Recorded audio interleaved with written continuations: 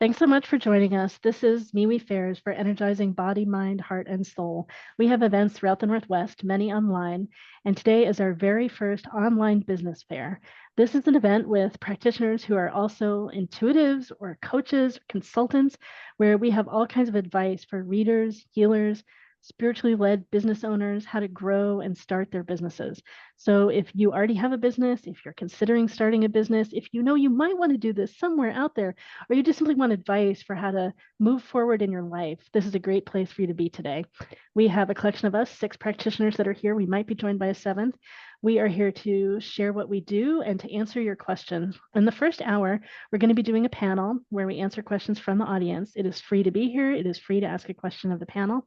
And then we're going to be in breakout rooms for 3 hours. There are tons of different events that are going to be happening. I'm going to read off just a little bit since we've got a smaller group today, just to give you an idea of all the talks that are happening. We are going to be hearing about how to create a heart-centered solopreneur business and theta clearing of limiting beliefs, how to create courses that earn and bring you more business, what stops heart-centered women entrepreneurs from rocking their business numbers with confidence, how to start and grow your spiritual business, clear your blocks to money, the ability to give and receive, reach your audience by speaking, what, where, and how with Q&A. These are some of the topics that we have happening today, so many different things. And I think it's actually free to attend all of these talks. So here to be at the panel and also here to be at all these talks today. I'll be putting all the information in the chat for you. There's also a schedule that's in a breakout room and that you can see at jointhefair.com if you scroll down and look at the website. And most importantly, I want to have you meet all the practitioners that are here today. So we're going to have everyone go around and go ahead and take a minute, minute and a half. Actually, you can have a little bit more time if you want to share about who you are, since we're a smaller group today. And everyone will get to know who you are. And then we'll be doing the panel where we answer questions from the audience. If you know that you want to ask a question of the panel, please let me know in the chat so that I can get you in line. I'm so excited to be doing this together. All right, so I think we'll go in a similar order that we did before. We're going to have Lisa, Sandra, Jessica, Karen, and Susanna. So go ahead, Lisa. Thank you, Lorelei. Hey, Mystics. If you're transitioning from the work world to the woo world and you want to build a spiritually based business, I believe I can help you. I'm Lisa Stewart of Co-Create Your Magic. I'm a lifelong intuitive and I call myself a creative mixed medium. This means that I use intuition, my ancestors, my angels and guides to make the next right step. I'm also a Reiki master, energy weaver, psychic, and seer. With over 30 years of business experience working both in corporate and web design, brand and marketing, to designing and constructing hundreds of consumer products over the years, selling them worldwide from my brick and mortar, my products have also been featured in media worldwide. I've authored several articles found in industry publications, all co-creating with spirit. I've also witnessed firsthand the challenges and triumphs of being a business owner. I draw on this experience to empower mystics like you transitioning from the work world to the woo world to set up, start, and grow your business with transformative, practical magic. Together, we can unlock the power of your unique energy to blend it with practical strategies for your conscious business success. Guiding mystics to find the courage to co-create their magic is my soul's purpose. If you want to learn how to start and grow your business, I'm giving an interactive talk today in room 4, how to start your spiritual business. You'll learn how to weave the wisdom of the 5 elements into a practical framework for success. Plus, I am giving free readings with my energy cards for your business. So join me in room 4. Let's co-create your magic together. Until next time, stay magical. Thanks so much, Lisa. Next is Sandra. Hi, I'm Sandra Jeffs. I'm certified in theta healing. I spent 10 years working as a manager, and at the college level, I taught business for almost 3 years. I've created 7 different entrepreneurial businesses over the years, and today I run 4, all of which are heart-centered. Today I'll be sharing about how to create a heart-centered business, and it's my bias that if all businesses were heart-centered, this world would be a very, very different place. I'm in room number 5 today for 3 sessions, And I'll be sharing what a person must do to start a business and what to do to create a heart-centered business and what a heart-centered business is. I'll also be doing a clearing of limiting beliefs and blocks towards enhancing or creating your passion as a business. I have a special of 15% off a theta healing clearing of generational trauma. Our trauma is still held in us, can often block us or sabotage us as we go forward in our endeavors. And on July 28th, I have an intuitive business 3-hour class that I'm offering, and I'm offering for participants here. I'm offering it at a sliding scale. So come and see me and talk to me. I'd love to get to know you. Thanks so much, Sandra. Next up is Jessica. Thank you, Lorelai. Hello. So I am a mystic and an astrologer with a BA in Vedic astrology and also in Western astrology. And I used that to originally create and start my businesses after I had my tea company for many years for healing teas. Over the years, what I've done over 2 decades is coached and mentored businesses and scaled them so that people were able to leave their full-time jobs and generate 6-figure incomes. I've done this through using technology, coaching, and being able to teach you how to speak, how to present yourself, the strategies behind how to do all of this.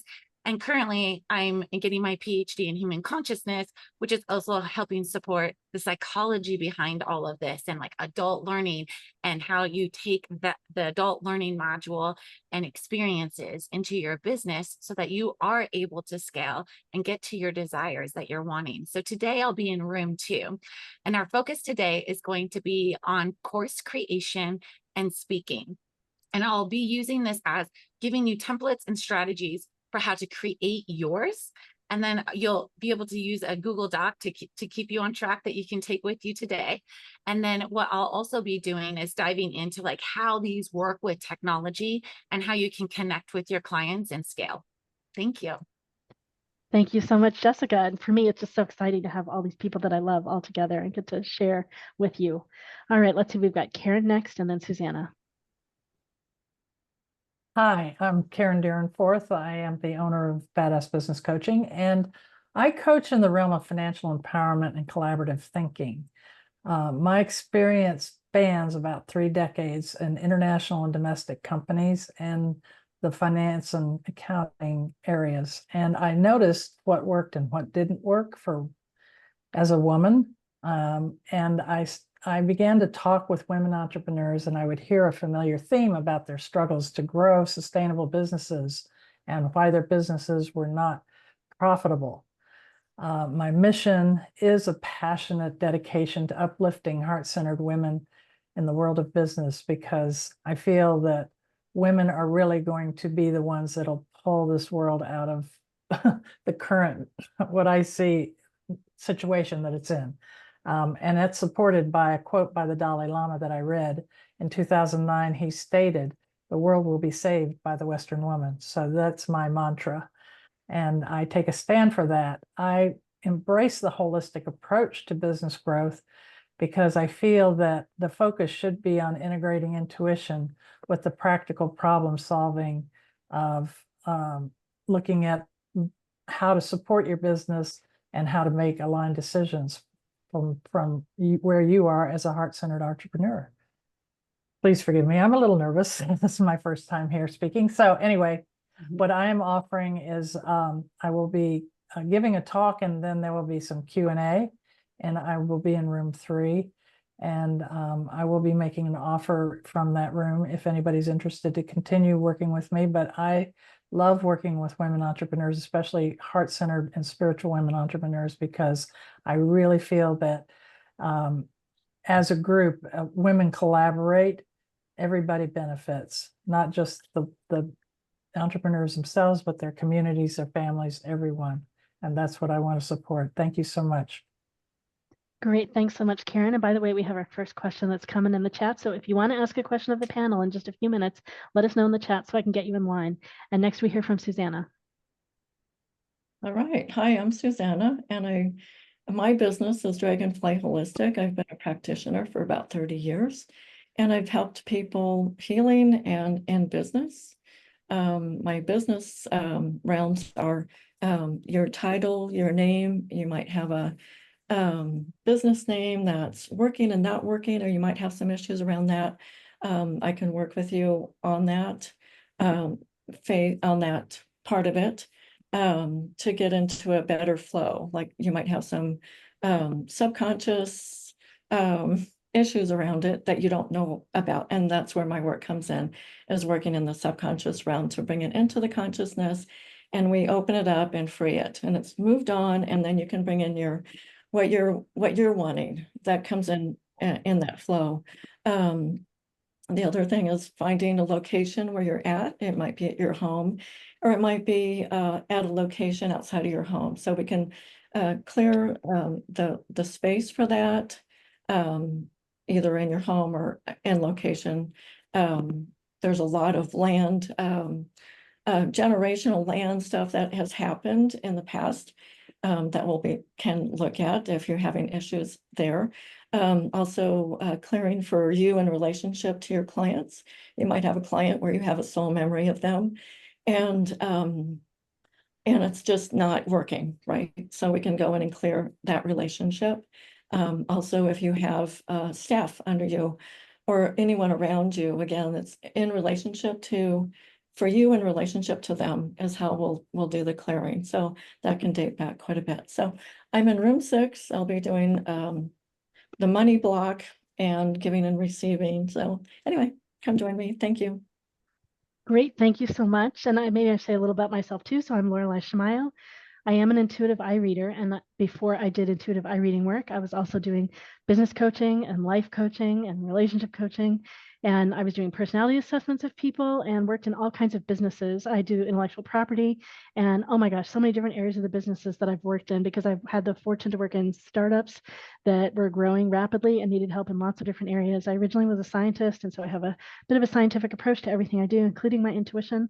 And so I'm happy to be helping you today in the main room in between running the fair with intellectual property questions you might have about things like trademarks and copyrights.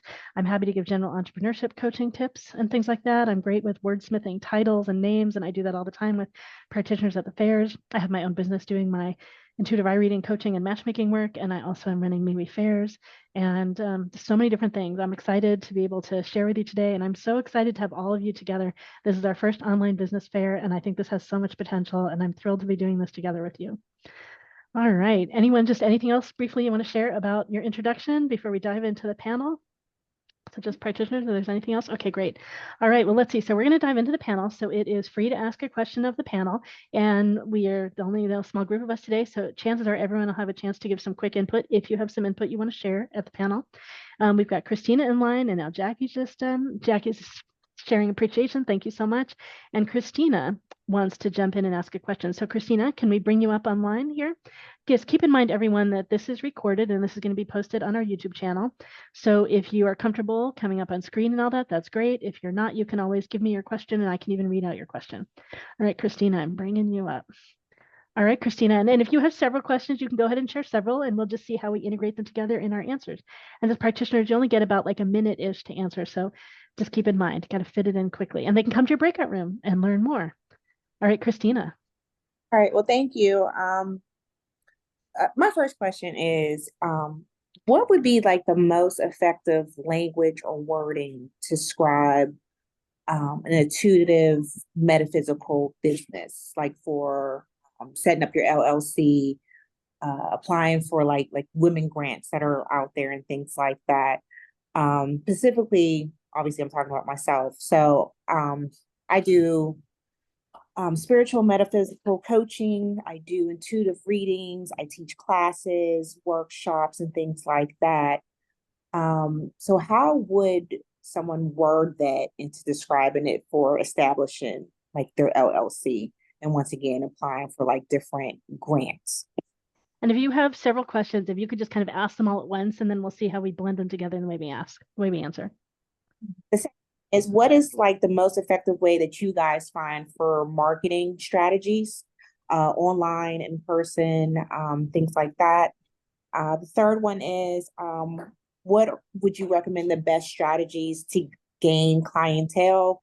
For example, I do fairs, readings at fairs. I teach at like different establishments that obviously have their own physical locations, but I'm still struggling to gain clients. And then the fourth one is my business is called Crystal Quartz Metaphysical Shop, because initially back in like 2015, I wanted to open a shop. Everyone wanted to open a metaphysical shop, but now that's not the goal. But it's been established as my LLC now. So I've been wondering, should I change the name? That's all of them. Thank you. Okay, great. Thanks so much for jumping in. And by the way, just before we jump in, I'm sure people have so many answers. Do you know about the DBA, doing business as? Because MeWe Fairs is a DBA. My original business is ThriveWise LLC. So that's my LLC. And then as long as I register MeWe Fairs under it, I'm still legally protected. So there are all kinds of things you can do that don't cost much money, and you can change your name. And I have so much I could say too, but I should let the other people go. All right, who wants to go? And by the way, everyone, I'll time you on, and if you start to go over a minute, I'll do this so you know to finish up. Go ahead and finish up wherever you are. All right, Jessica is ready. Go ahead, Jessica. I'm sorry, Okay. real quick. Oh. DBA. Sorry, what was that? DB, Doing business DBA. as. Mhm. Yeah, I'll put it in Yeah. the chat. And if you're in the state of Washington, you can just update your business license. They had some recent changes for DBAs. And so since you brought that up, so there's different structures you have of an LLC. You have, and this is up to you. It depends on your strategy for your business, right? So like I have 5 businesses. And so I have a parent company, and then I have LLCs part underneath them. And there's a company called Prime Consulting, and I can get you the link if you want. And when I'm done talking, they can set it up for you in Washington state, and also make it so that you have privacy and liability protection. And it also helps with your taxes. And then you can just set up DBAs however you want and as much as you want. So that's the LLC piece. When you're looking at naming your, yes. Out there, I'm located in Pennsylvania. I just want to throw that out there. Yeah. Yeah. And the Prime Consulting, they work all over the country. That's why I love them. And I send all my students there. So the other piece with your naming and your marketing strategies, that really boils down to your business strategy. Because the reality is, like I said, I've got multiple businesses, and then I've got this parent company. They all have a different strategy because they have a different audience and they have a different reach. I didn't come on here today and tell you all the things I do, because that's just noise. That doesn't mean anything to you. You want to know how I can help you with your business. So I'm specifically saying Bliss Out Mentor, right? And that's what you need to do, is really go, I do all these things. What's the strategy? Are these different audiences? And do some of that type of homework. Then what will happen is there's other tools and resources you can get on with, where you can get like the keywords and trending things of where people are right now, because a virtual market is also different than other markets. So hopefully that helps you a little bit. And I'll get that link and put it in the chat. And oh my gosh, these were like huge, meaty questions. So there's just so much we all want to share about these things. All right, who wants to go next? And everyone, it's better if you raise your hand in Zoom, so I know who wants to answer and what order you want to answer and all that. But no hands are up. I'll start sharing if someone else. Okay, Karen. Great. Well, I heard one of your questions was how to find your clients. And I have learned of a term called right fit clients. And basically, who do you want to serve? And once you've narrowed down who you want to serve, then going out into the public and kind of doing market research. So on Facebook, on LinkedIn, whatever, talk about what you're offering and just talk to people. And when you do that, you're going to hear the language of the people that are attracted to what you have to offer. And if you can note that language down, that can be the language that you use in your marketing, because that's your right fit client, your right fit client language. Does that make sense, Christina? Yeah, so you need to be able to identify the people you want to serve, and then get the language that they speak and then use that to attract more of the right fit clients for yourself. All right, great. Thanks, Karen. And Sandra's already. Go ahead. Yeah, I struggled in the beginning with naming because, your name is your brand. And so really thinking about how to do that is very, very important. You don't want a really long name because it is confusing to people. They can't remember it. I sat in meditation and then realized that all of the multiple businesses I run had a key element in all of them, which was the heart-centered approach of whether I'm an author and what I write, everything I do. So the other thing is, one of the 4 pillars of a heart-centered business is having community. It's the 4th pillar, and having community, such as what we're doing now, is really critical because, as Karen said, you will learn so much just by being in the community and listening to what they're saying and how they've done it and where they've done it. And it also, as if you're a solopreneur and working all by yourself, money sometimes is tight. How to get hire an accountant, and all of that can sometimes be overwhelming and out of reach for you. So you can start trading. I mean, communities have different people that have different skills and they want one of your skills, and you can trade. So really think about your business and how, I think Jessica said she has the parent company that goes down. You might not need that, but really think about what connects them and how that will connect and what service you're offering. Okay? Great. It looks like Lisa has something to share. Go ahead. Hey, Christina, these are all great questions. Very smart. Thank you so much. So the DBA was covered. I'm not going to go into that. You'll get enough information for there. But when it really comes to honing in on creating a successful business, you want to understand how you differentiate yourself from the practitioner next door. So the question you have to ask yourself is, do you have a crystal clear client profile? Do you have a crystal clear brand message? What is your offer? And lastly, what is your value proposition? So who needs your help and who do you want to help? They have to go hand in hand, because you want to be excited to get up in the morning, right? When you say, oh, I can't wait to help so-and-so because I've got this perfect offer for her. So the value proposition is all about what you do and who you do it for. So for example, I help people uncover the unconscious habits that lead to the development of persistent pain. So ask yourself, what do you do and who do you do it for? Because if you can immediately tell your customer why your service or product matters to them, then they're more likely to stick around and learn more. It's a really simple answer, but it's not easy. Does that make sense? Thank you. It does. You bet.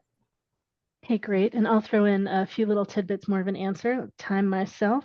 So in terms of naming, because I do intellectual property, I would recommend that part of your name, typically it would be the first word, is something that's unique that you could trademark if you wanted to.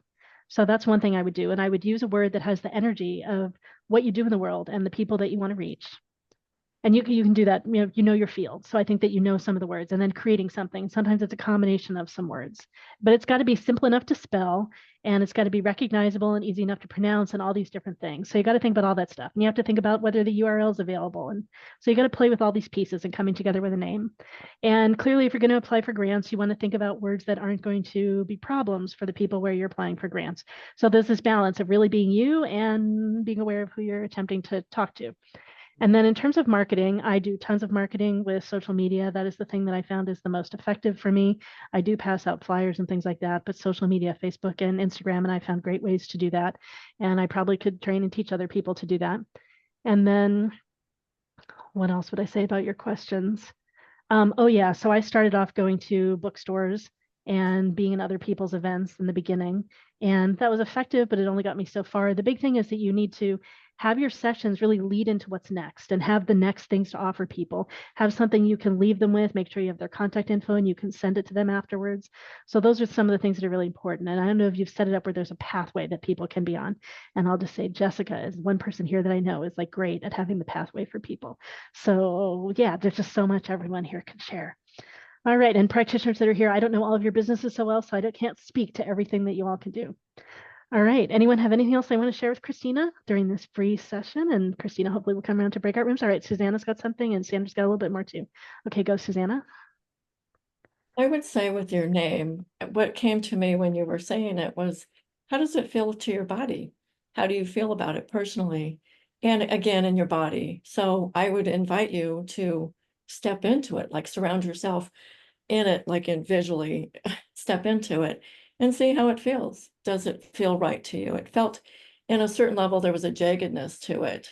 But again, that's what I would offer to work with you is to do that. Step into it, see how it feels directly for you. And the other thing I can do if you work with me at any point is to go through each letter of the name and see what the positive and negatives of that letter are.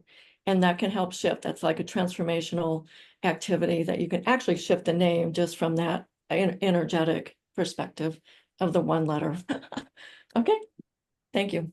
Great, thanks, Susanna. And then Sandra's got something else to share. Go ahead. Oh, and Lisa got something else afterwards too. And then we're going to go on to another question. Go ahead. I just wanted to add that in the last 4 months, I've been working and learning about AI and how that can impact my business and help my business. And I am just so blown away and excited. And from a marketing standpoint, what it can do for you. So I don't know how technical savvy you are, but there might be people around again who get really savvy about AI. It's changing every day, every week. That you can trade with, who can really assist you. And then the AI does all the marketing yourself. I hate marketing personally, but that's why I'm looking into it. So just a suggestion. Thanks so much, Sandra. And we got other expertise on the panel about AI. And I just say, and Lisa also does a lot with funnels and things too. Lisa. So I wanted to touch back, Christina, on your name. It took me 2 years to come up, co-create your magic, because what I was doing is I was blending my vision and my mission together. And when I learned what those two pathways were going to be, then I realized, okay, it is my mission to help people co-create their magic, right? So co-create your magic. And another thing that I want to add to that is that when you are thinking about a business name, find a way to speak to the person. Just don't say, like, for instance, earlier you said Crystal Quartz Metaphysical Shop.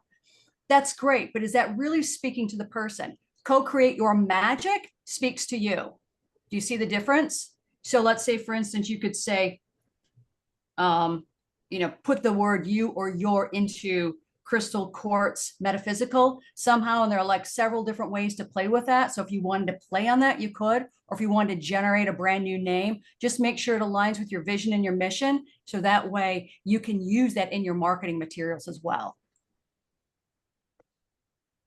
All right.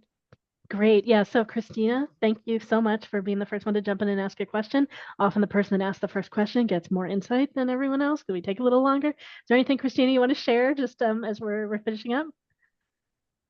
No, the information was very insightful. I appreciate it. Obviously, I took down some notes. And I'm looking forward to jumping into some of the rooms. Thank you for your time. Okay, great. And yeah, Daniel asked a little bit more about AI, and I've taken that as a note. If we don't have another question, we'll talk a little bit about AI here at the end. All right, Christina, thank you so much. And yeah, coming to our breakout rooms is what we want to have happen next.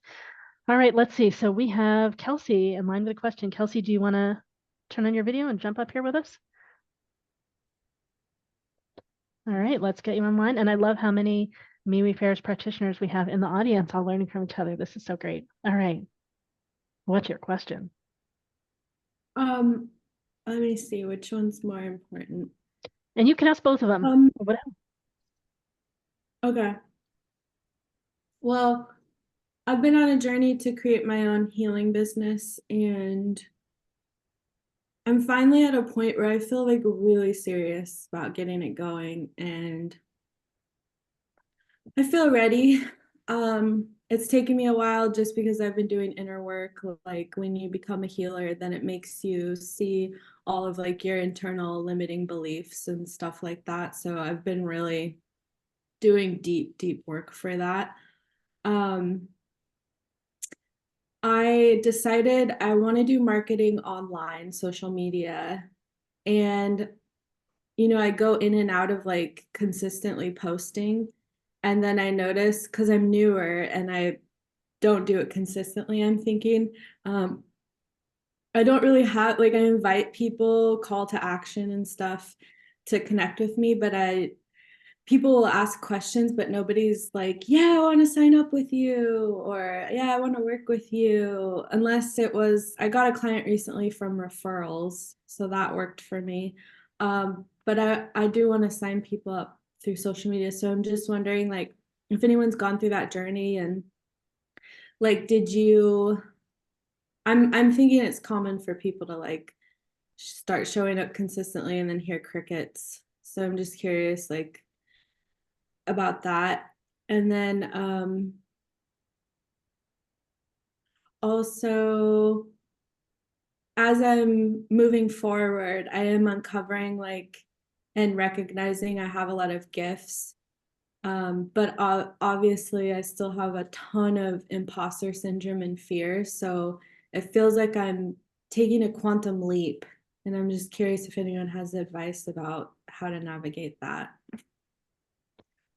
Thanks so much for your questions. These are great questions. And I appreciate that you're doing the deep work. And so, deep work and self love of all the ways that you're messy is like totally the great way to go. I want to just mention briefly, Ryan Isaac is no longer with us. I did get confirmation yesterday that he did die. And he is particularly brilliant at how to do this, at how to share and to share in a way that incentivizes people to sign up. He would give short answers to two questions, very short answers. And he had this great magical way. He talked about it. I wish I had been in the room to witness him more. He would share in a way that let people know he had stuff to share. He gave some value and he totally did not give it away. And he let people know there was so much more to come to him to get. So that's one thing I say about how to do that. It's you got to find a way to let yourself share in a big way when people will pay you for it and not share all over the place too. All right, great. Let's see. So we've got Sandra in line and Lisa in line. Go ahead, Sandra. Yeah, I want to applaud you for the deep work because that really helps. And coming from a heart-centered place, that's necessary. When I first began and was doing social media marketing, I finally it's overwhelming to do it yourself. So I finally just created things and then went to and paid, I think it was about $50 a month. But they would automatically post for me. And so I could have 100 different memes that I wanted up there, and they would post them however many times I wanted during the day. And that really brought a lot of traffic to my website and to my business. So that's an easy way to get yourself out with social media marketing. And networking obviously helps, joining some networking groups. I'm big on groups because there's so much knowledge that can be gained by being in a group. So good on you. Keep going. Thank you. Great. Thanks so much, Sandra. Lisa. I have a lot to share here, so I'm going to try to keep my eye on Lorelai's rock. A couple of things, Kelsey, and it's so good to see you. I haven't seen you in a bit, so I hope you're well. So first of all, congratulations on addressing the inner work and the limiting beliefs. Just know it doesn't end, okay? When you get new level, they say new level, new devil, right? Then suddenly you're like, oh, I gotta, master this, and I've got to bust through this. So it's never ending. So start where you are. And also do not shame yourself for posting inconsistently, okay? Because it's more important that you create posts that are meaningful to your clients rather than just throwing out crap, okay? So test and iterate your posts all along. I find that some posts do better on one channel than they do on another. Another thing is called the customer journey. So immediately you can't come out of the gate and say, I offer readings and I can do this, that, the other, because you've got to build up trust with your client. So the customer journey goes, I'm going to call it 3 steps. Usually it's 5 steps, but for brevity's sake, 3 steps for the customer journey. Okay. Awareness, a consideration of purchasing from you, and then purchasing from you. So you've got to be able to create posts and offers that bring them through that journey to build that trust. I hope that's helpful to you. And if you want to learn more, come to my talk.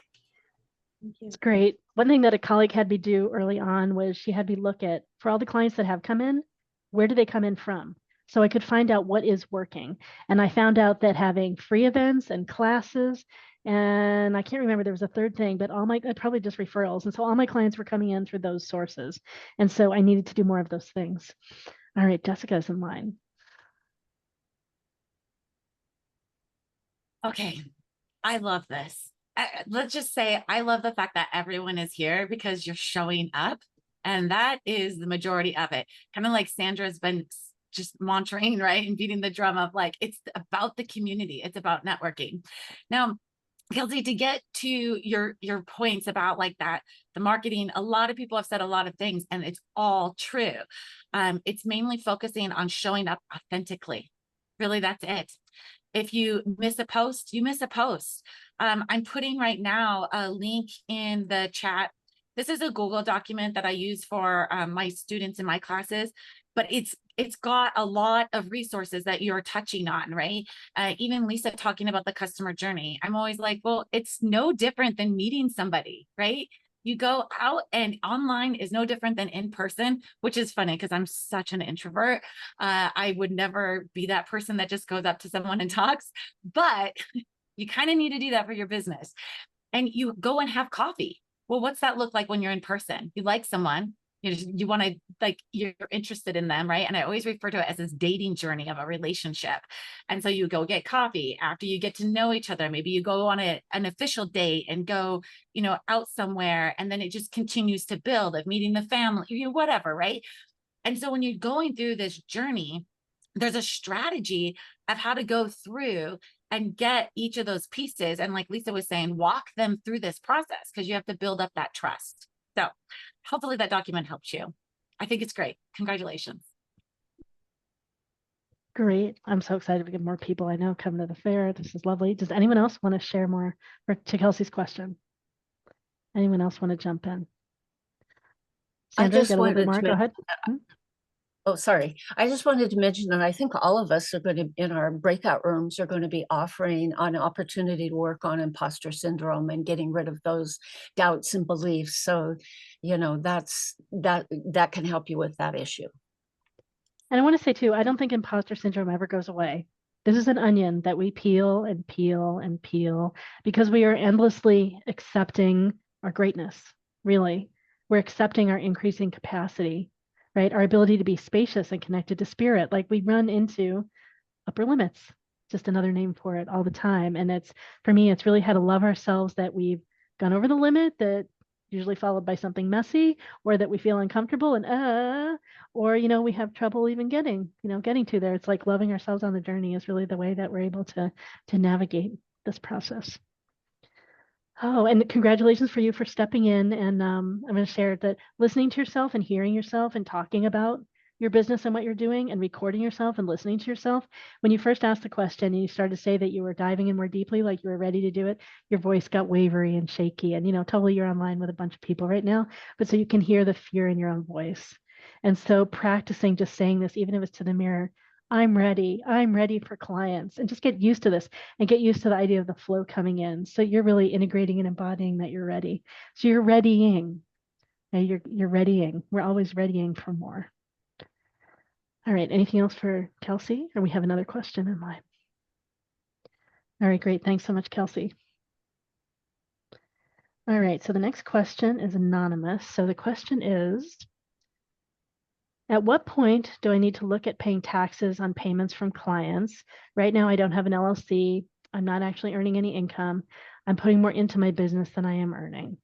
Okay, so it sounds like you're earning and you're using it all in business expenses. So I know I'll share a little bit of the answer to this. So it depends what state you live in about state taxes. The IRS would like you to include it all the time. If you're under a certain amount of, I don't remember how many hundreds of dollars, you don't 600. have to. Is it 600? I was wondering. Mhm. You don't have, but there's I think there's a couple different things though. There's the Schedule C where you file your income and all your expenses, and it's great that it's zero. They just still kind of want to know it's all here. And then you have to have at least $600 of profit before you file your self-employment taxes. So that's another set of federal taxes. You get to take half of those off your other income taxes. And if you have state taxes, so if you're in Oregon, how does this work? No sales tax, they have income tax. In Washington, they don't have income tax, although in Washington they do collect B&O taxes. It's a very small percentage. And so it depends where you live about your state. And you really ought to be doing federal. It's great to get experience with it. I do my Schedule C all the time by myself, and I'm happy to give some tutoring about that. I'm not a tax accountant, blah, blah, blah, blah, but there are other people here that have more experience with that. Yeah, the big thing is tracking everything. Even if you're not a big scale business right now, I would get a business. You need to have an LLC often in the state in order to open up your business account. So it can be worth filing something to open your business account, but at a minimum, make a different account of some type and aim to keep all your business expenses in that account. That way it's easier to get them all together at the end of whatever time period. And I know in Washington, if you make a little bit, you only pay once a year for B&O. And if you make enough, you pay quarterly, and some businesses do monthly. And so it's staged to work with you. And it's just all your choice of risk, of how much risk you want to take in terms of the IRS coming poking at things. So just keep it sorted and easy for you to track in case something happens.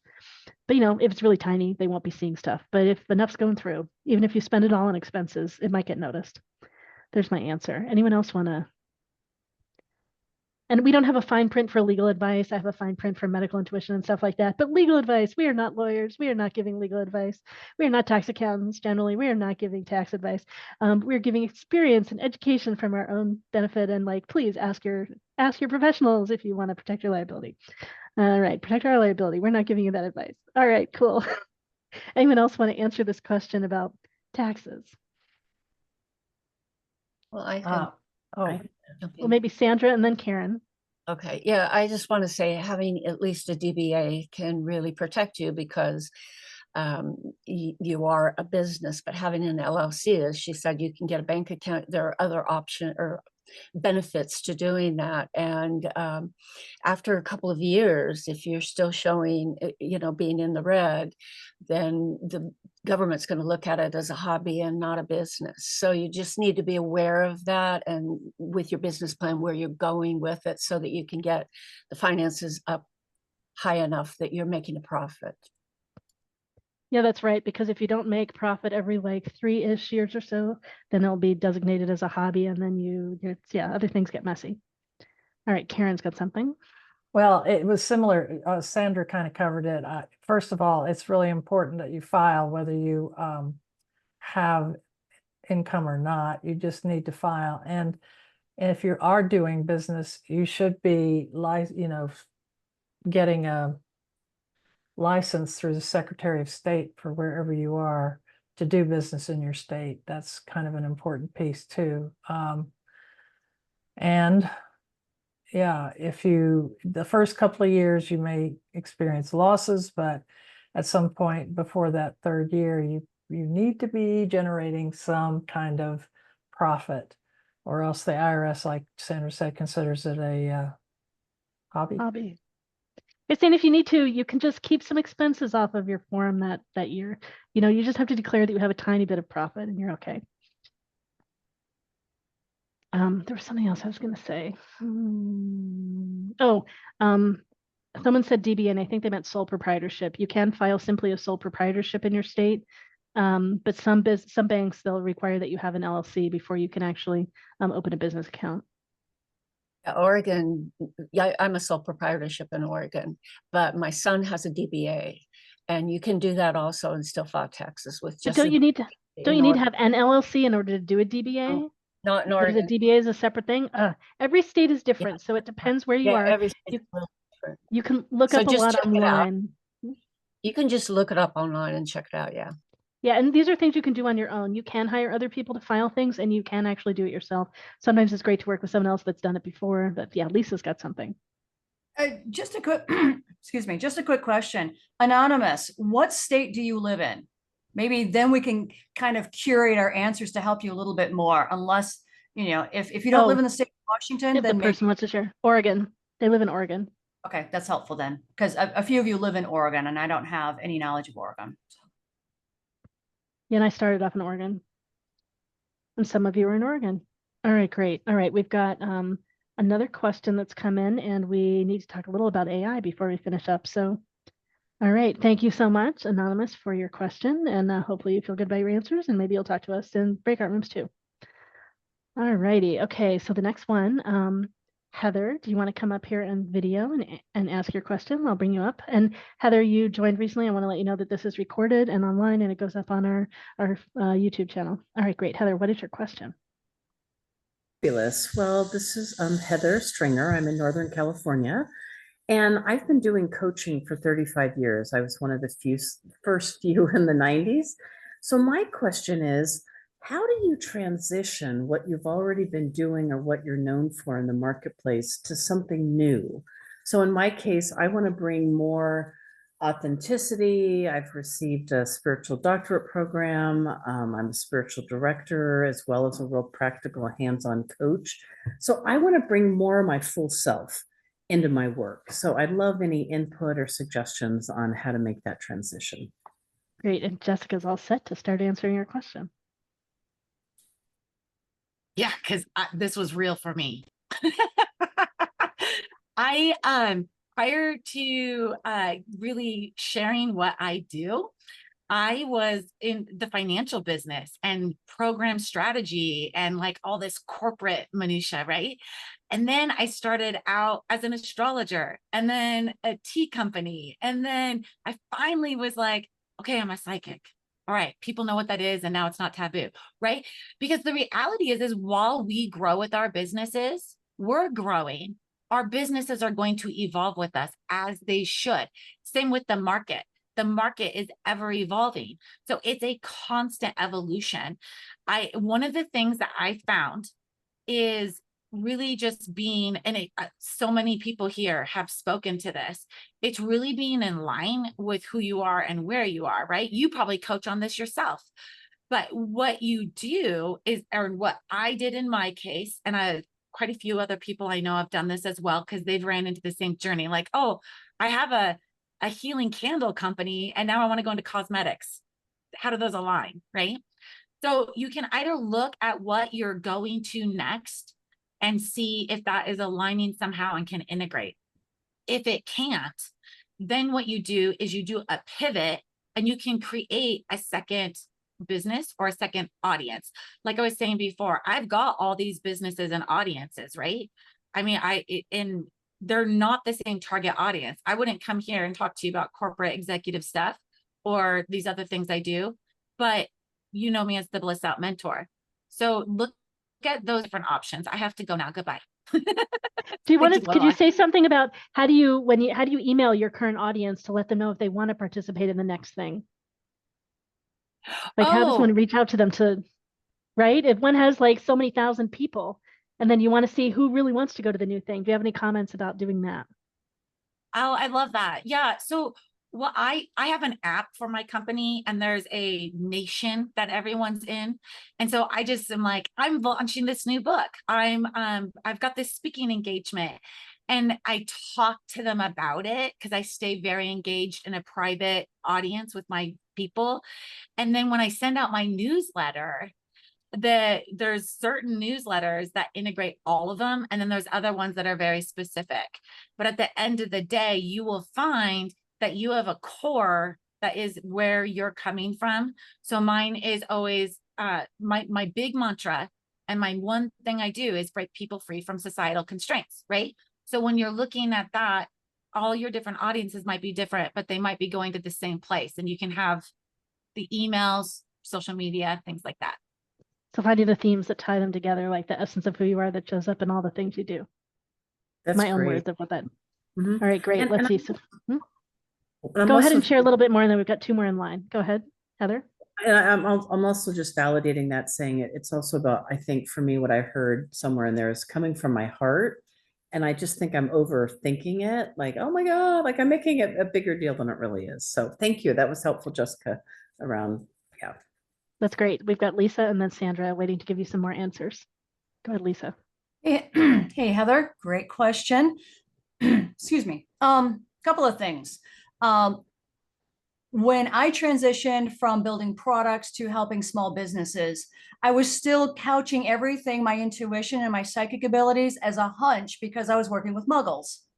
Then I decided to explore the spiritual closet. So I created a moniker called Sigil Magic Goddess because I love logos, I love iconography. So I was using my love for that aspect of my life, logos and layouts, into magic. When I realized that the industry that I was in, the market that I was in, desperately needed help in building their businesses, then I thought, okay, now I need to pivot again and co-create your magic to help people build their confidence and build their income. Now, since I've done that, I have encountered clients who have retired, right? Transitioning out of the work world. One client recently is a former police officer.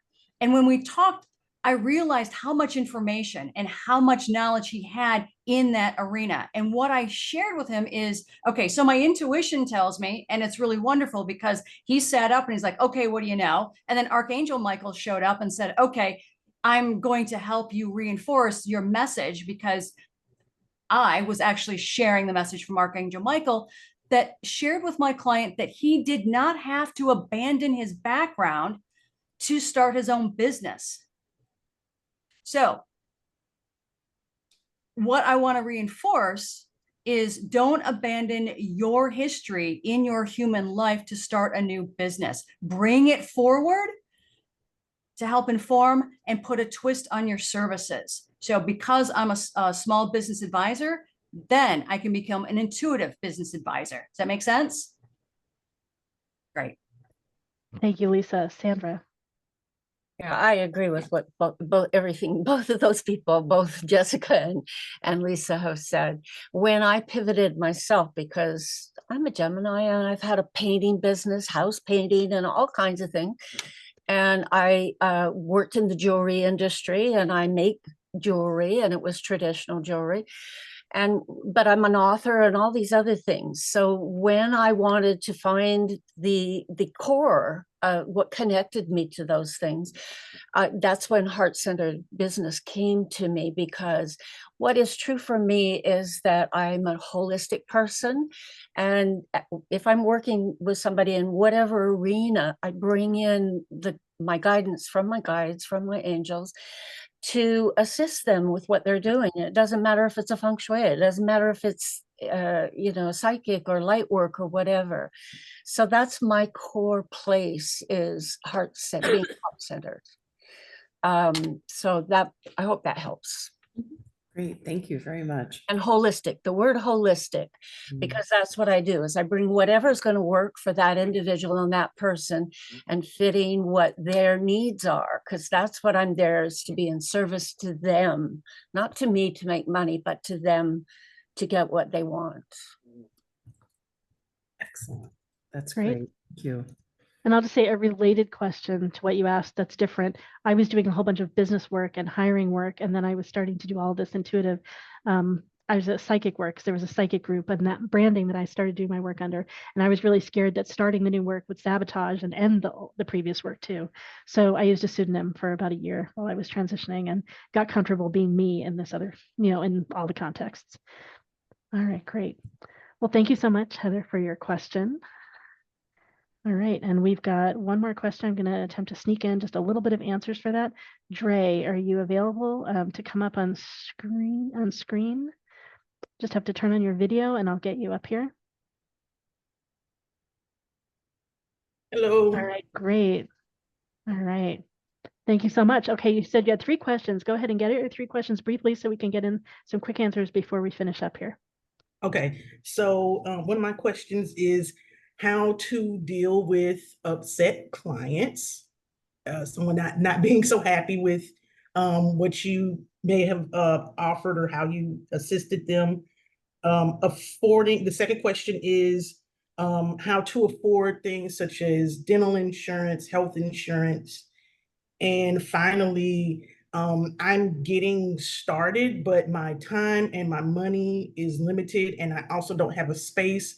I plan to start offering intuitive healing later on this month. So, what's the best way for me to go about getting myself started when I have such limited resources? All right, great questions. I guess one thing is I definitely look at doing it on the side. So do it on the side while you're still earning income at another position. Sometimes you need to get a taxi job as the job that gets you from where you are to where you want to go. So if the job that you have is like not going to be the thing that sustains you, so finding something else, and ideally if you have the choice, find something to do that's in this field, working for someone else in this field. So you're learning about the field while you're working. So aim to not transition yourself to have to earn everything all at one time. So that's one way to go about this. And let's see who's got some other answers for this. Okay, Lisa, go ahead. Good afternoon. I am so glad that you're here with us today. Okay. Quickly, how to deal with upset clients, set expectations up front. Okay. This is what we're going to do. This is what you want me to do. This is what we're going to accomplish. And this is how you should feel in the end. You have to create a promise and a transformation for that outcome. So that way both your expectations are met. Okay. That's quick answer number one. And getting started, I just put a note in the chat. I have created a free download called Map and Plan Your Magical Business. It's a budget-friendly business strategy planner. And I go through, it's a bootstrapper's guide. So you can understand how to start for free on many of these different platforms, and then what to expect when you want to start leveling up your tools. So all of that strategy will be in there. So when you start creating growing pains for yourself, you can go, okay, now I can move from Google Docs to a paid platform that does X, Y, and Z. That's all in there for you. I hope that's helpful. Okay. Great. Yep. Thanks, Lisa. And I should say too about having an upset client. I had some upset clients in the beginning. I learned to do better discernment about who was a good client for me and who wasn't. And the big thing for me in the beginning is I had to forgive myself and love myself for making the mistake with that client. So that was the big thing because I can't make everyone happy. So I have to know that I'm doing my best, even if my best is messy. And do what you can to make things work with that client. I definitely return money to some people. I've had people come to a fair where it's not a good match, and I've had to kick them out in the middle of the fair. I'm like, I just give them back money. I be care for myself at the same time. But yeah, so I got to do the best that you can. The learning process. All right. Anyone else have answers for Dre? There are definitely people that are giving talks in their breakout rooms about setting up business. Lisa may be one of them. I can't remember everyone who is, but yeah, so there's going to be other stuff during the next 3 hours. Yeah, does anyone have anything else? Go ahead, Sandra. I was just saying, I'm giving advice about how to set up a business. Okay. Sandra's doing that. Okay, great. Yeah, so there'll be talks you can listen to. All right, and maybe Lisa's too. So both of you are. Yeah, so different options. Yeah, Dre, just over the next 3 hours. And I know people wanted to hear a little bit about AI too. So like we're probably gonna start. Sandra's talk is gonna start like 5 minutes late. But let's see who. Any other answers for Dre? Okay, Dre. I think that's all. Go ahead, Susanna. Go ahead briefly. Go ahead. Yeah, on the difficult client, it can be a soul identification where you had a past life with that person and there was hurt and harm that was done. So that's another factor for difficult people. Okay. Thank you. Great. All right. Okay. Yeah, thank you so much, Dre, for your questions. Hopefully it gave you a little bit of insight, and hopefully you'll get a bunch more over the next few hours. For those of you that did come late, we're going to split into breakout rooms in a few minutes, and the breakout rooms are free to go to. So there are tons of talks that are happening all day. I will put them in the chat so you see what's coming. And meanwhile, we're going to spend just a few minutes saying a little about AI. I know Jessica in particular has a bunch to say about that, and some of the other practitioners may as well. So yeah, Jessica, I know just a few minutes if you can share just a little bit while we're and that's going to be a subject of another talk in a future business fair, I'm sure. Yeah, I'm happy to talk about it because I love it. I use 3 different AI platforms and I strongly encourage it. There's different platforms for different reasons. So for the sake of just being a few minutes, I want to explain some things as you go out and explore AI. There's ChatGPT. And the Chat GPT is low cost. It's wonderful. There's also one in Meta. Again, wonderful. I just wanted to let you know that in those types of community and global platforms like that, what ends up happening is there's no privacy or proprietary. So when you're putting things in, be careful of what you put in. Now, you can go buy AI applications, and there's a variety of them. There's some that have prompting for you, so you don't have to think about it. There's others that integrate it. You always, and when you're using AI, look at the fine print, because they always have disclaimers with AI. You need to look at the fine print and decide how you're using it, and to be able to keep your information proprietary, because unlike ChatGPT, it goes out to the whole world. Now, there's also AIs out there that are based on spiritual beliefs, right? So you can actually go in to one that is specific to your practice and your modality. There's some that are just generated for business. There's so many. That sheet I put in the chat that has the links that are useful. It has 2 AI applications that I really enjoy. One is for your social media, and I can walk through how to use that. Otherwise, they have tutorials on there. And then another one is the application I use to, in like under an hour, create all my prompts are already in there. So it creates my blog, all my social media posts, and my email newsletter in like 45 minutes. And that's because I have to go in and upload it everywhere. So that's just kind of like a high level. There's way more to it, but that at least keeps you safe. Great. So yeah, go ahead, Lisa. So I'd love to chime in on here. I love AI as well. But the one thing that you've got to learn about AI is that it is not a cure-all. And you have to be discerning, because when you are inputting your prompts into AI, it's as good as the prompt. Okay. So it can help you with so many things, like Jessica was saying. However, if you don't have brand development, if you don't have your brand framework written out, then you're almost half-assing the actual prompt. So you've got to have that foundation before you really start having fun with AI, because when it comes to delivering with your brand voice, you're in the driver's seat, because AI can hallucinate and it can say something that you didn't mean or is not part of your philosophy in your heart-centered business. So be very mindful when you do use those tools. So it's to save yourself work, put in good stuff in the beginning, and you'll feel better it'll be better aligned to the stuff that comes out of it. All right, great. Well, so you can see we've got resources for AI here in the fair. I'm going to show my screen very briefly so that you can see a bit about all the talks that are coming. So this is on the website. If you go to jointhefair.com and scroll down, there's a flyer with contact info for everyone that's here today. And these are all the talks that are coming up. They're color coded based on times. They overlap and when they start. And so there's a lot to do here over the next 3 hours. I'm going to be announcing them as broadcasts. And we've got to close up this section of the fair so that we can get to those breakout rooms. Thank you everyone for being here. This is MeWe Fairs, and you can find out more about us at mewefairs.com. All right, let's get this recording off.